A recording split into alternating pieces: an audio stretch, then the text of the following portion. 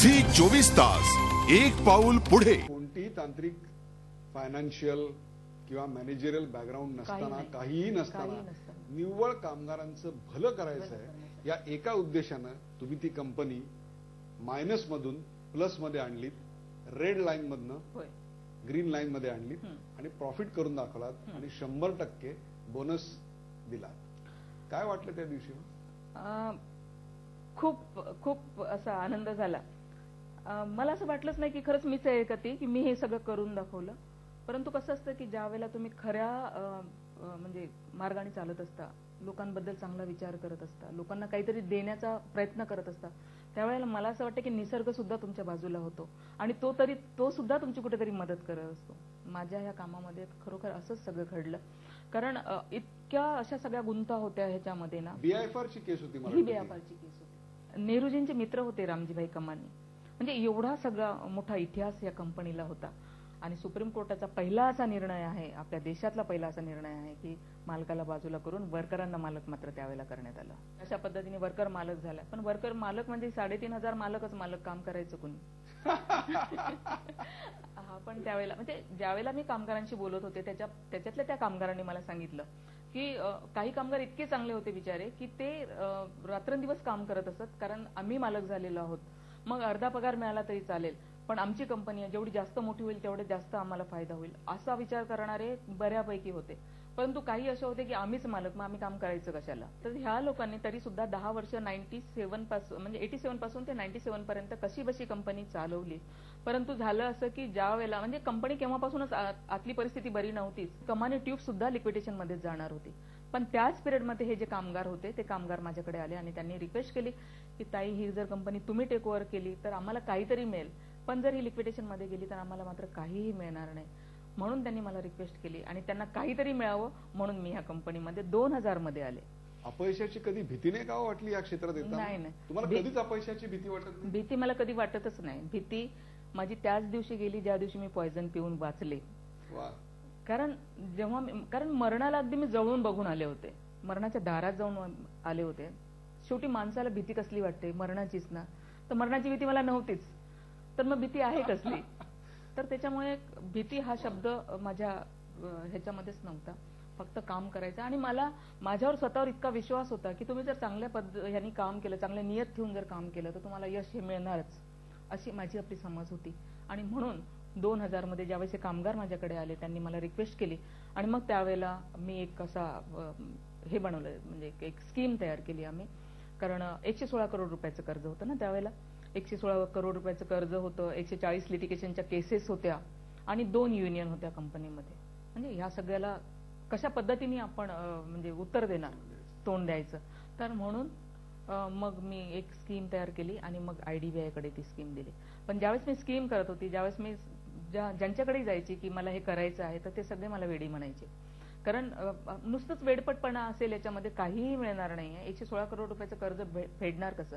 आता जिथे आपण बसलेलो आहोत ही संपूर्ण बिल्डिंग आणि एक पाठीमागे एक बिल्डिंग आहे, अशा 2 बिल्डिंग आपल्या कंपनीच्या आहेत.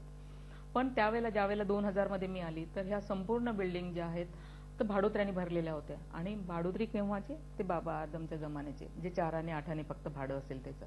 मेंटेनन्स सुद्धा बिल्डिंगचं निघणार नाही अशी परिस्थिती बिल्डिंगची होती. पैसे येणार कुठूनच नव्हते.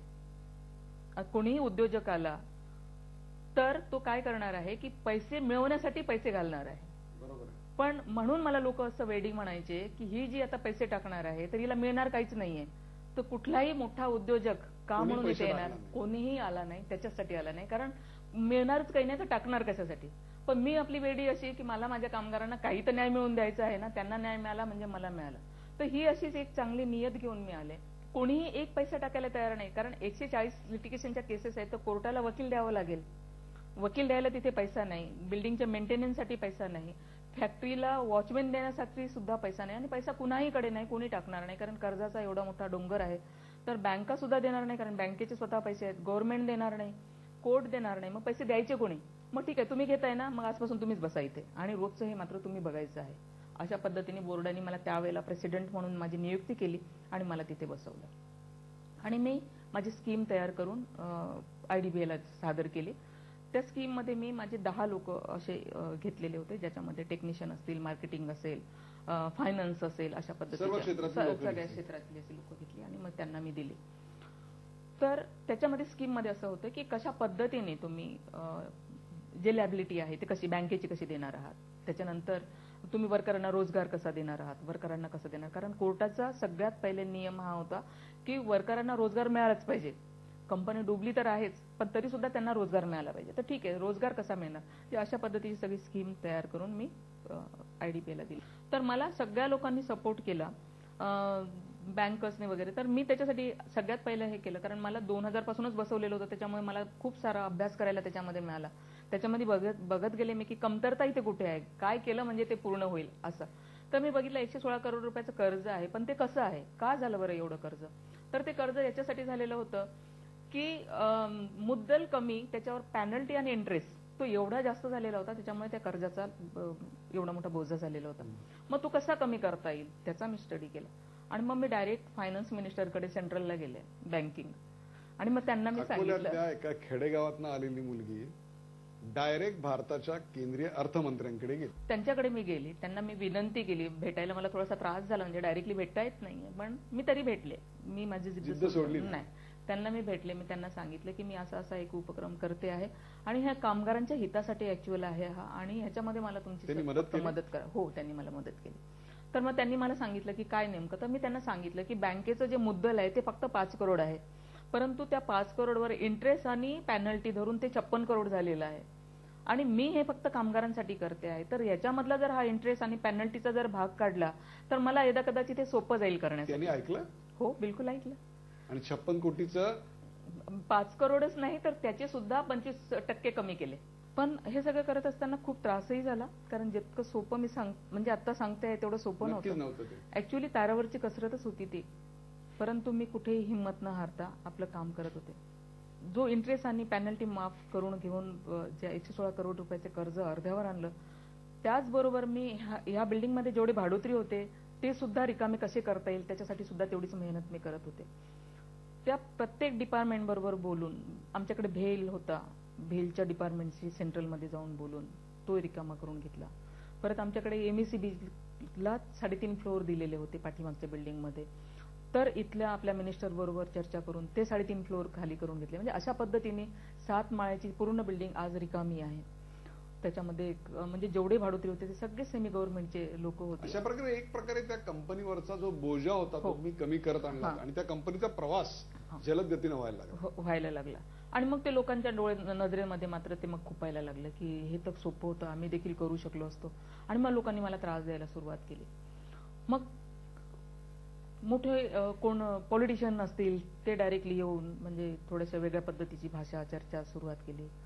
काही गुंडाज होते ते सुद्धा येऊन आमचे डॅडी आमचे पप्पा काहीतरी भाषा वापरून इथे.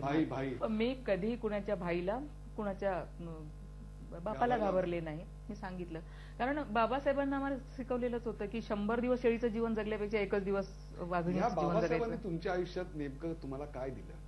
तुमच्यावर त्यांचा प्रचंड मोठा प्रभाव आहे. हो, कारण मला असं म्हणायचं आहे की ज्या समाजाचा गुरु आमचा डॉक्टर बाबासाहेब आंबेडकर आहे, त्या समाजाला खरोखर कुठे तो कमी नाहीच आहे. फक्त त्यांना ओळखण्याची गरज आहे, समजण्याची गरज आहे.